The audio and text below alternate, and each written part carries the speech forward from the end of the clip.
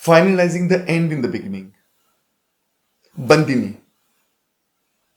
ये एक ऐसी कहानी है जो आपको इतना सोचने के लिए मजबूर कर देगी कि कल्याणी की जिंदगी जिसने तबाह कर दी है, या जिसकी वजह से कल्याणी की जिंदगी तबाह हुई है, विकास बाबू, उसका पहला प्यार। आपने मेरी आंखों में ऐसा क्या देखा है? तुम्हारी हंसती आंखें मुझे फूलों पर अटकी शबनम की याद दिला देती हैं। जो उसे छोड़ देता है, जो अपनी क्रांतिकारी काम के लिए उसकी उसकी कोई खबर नहीं लेता, जो मुड़ के नहीं आता, जो किसी और से शादी कर लेता है अपने क्रांतिकारी रीजन के लिए, और फिर उसे टीबी हो जाता है। ये सारी चीजें उसके फर्स्ट प्रेमी के साथ होती है, विकास बाबू के साथ, और फिर कल्याणी उसकी पत्नी का खून कर देती है। नीचे तो तूफान मचा हुआ है। 3 नंबर वाली अचानक मर गई। क्या हुआ? डॉक्टर साहब नीचे आए, तुझे बुला रहे हैं। जब पता चलता है कि विकास बाबू ने कल्याणी को डिच किया है, तो वो उसका खून कर देती है, और उसके इल्जाम से, उसके उसके अपराध की वजह से कल्याणी जेल चली जाती है।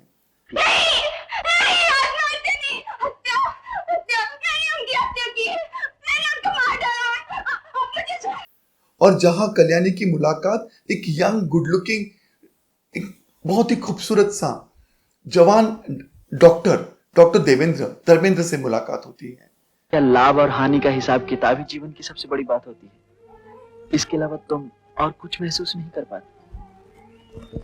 और फिर वो कल्याणी को प्रपोज करता है शादी के लिए, उसकी बैकग्राउंड जानने के बावजूद भी। वो डॉक्टर उससे शादी करना चाहता है एक कैदी से, कल्याणी से, जो कत्ल के जुर्म में जेल में अपनी सजा काट रही है। Look at the way Kalyani दो शख्स में फंसी हुई है। एक उसका पास्ट, जिसने मुड़कर नहीं देखा उसे, विकास बाबू, और दूसरा उसका प्रेजेंट, जो उसका फ्यूचर बन सकता है। एक डॉक्टर, एक यंग लड़का, एक गुड लुकिंग लड़का जो उसे प्यार करता है। करंट स्टेटस उसका क्या है कि कोई उसे प्यार कर रहा है, और क्या स्टेटस है कि पास्ट में ये किसी से प्यार करती थी, जिसकी वजह से उसके चीथू हुई गांव भर में। उसके पिता ने उससे बात करने के लिए मना कर दिया। पूरा गांव उनके ऊपर कीचड़ मल रहा था, और ये लड़की उसकी वजह से अपराधी भी बन गई, कत्ल हो गया इसके हाथ से। And look at it, she goes back to the first love. वो अपने पहले प्यार की तरफ भागी जाती है। जब वो दो राह पे खड़ी होती है, देवेंद्र या Vikas Babu, she goes to the first love. मैं बंदिनी पिया की, मैं संगिनी हूँ साजन की। मैं बंदिनी पिया की, मैं संगिनी हूँ साजन की। जब इतनी इमेंस क्लैरिटी आपके पास होती है, जब उसकी जर्नी इतनी डिफिकल्टी से गुजरती है कल्याणी की, पर आपको पता है कि कल्याणी विकास बाबू के पास ही जाएगी। जो भी जस्टिफिकेशन है कल्याणी की मोहब्बत का, जो भी जस्टिफिकेशन उसके कैरेक्टराइजेशन का, the end is decided. And we as an audience we are like, oh my God. पर ये बस कल्याणी जानती है कि वो चाहती क्या है। देखिए, आप भी आपके किरदारों की, आपकी कहानी का जब द एंड फाइनल करते हैं शुरुआत से ही, तो कितनी इमेंस क्लैरिटी आती है कि पहुंचना कहां है। किस तरीके से ब्यूटीफुली उसे वो दो राहें पे खड़ा किया है, जहां एक तरफ ट्रेन है और जहां एक तरफ एक लॉन्च है जो जा रही है, और उसी दो रास्ते पर वो खड़ी है। वो ब्यूटीफुल पिक्चराइजेशन, ब्यूटीफुल डिसीजन।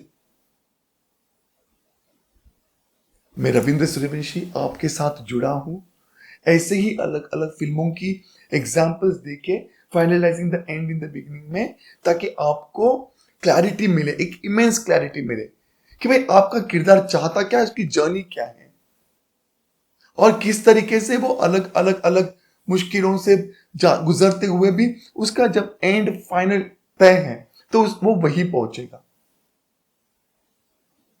मुझे कमेंट जरूर करके बताइएगा आपको क्या लगता है कि कल्याणी को कहां जाना चाहिए था, विकास बाबू के पास या देवेंद्र के पास। Finalising the end in the beginning. Drishyam, Vijay Salgaonkar के साथ क्या कुछ नहीं होता है उसके फैमिली से अनजाने में किसी का कत्ल होने के बाद।